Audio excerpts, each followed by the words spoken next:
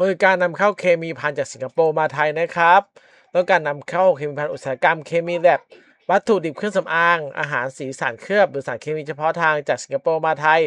ติดต่อได้นะครับทำไมต้องสิงคโปร์มีดียังไงสิงคโปร์เป็นศูนย์กลางกระจายเคมีของเอเชียนะครับบริษัทเคมีระดับโลกมันมีสาขาในสิงคโปร์หรือเป็นฮับของเอเชียนะครับผมก็หากต้องการนำเข้าจากสิงคโปร์มาไทยไม่ว่าจะเป็นสินค้าอื่นๆยังไงก็ติดต่อได้ที่ แฟนเพจเกียร์ต้นอิมพอร์ตไลน์ออฟฟิเชียล@272 VXIPR นะครับหรือสแกน QR Code ได้ที่นี่เลยครับติดต่อมาได้เลยนะครับโดยการนำเข้าสินค้าจากสิงคโปร์มาไทยสำหรับคลิปในวันนี้สวัสดีครับ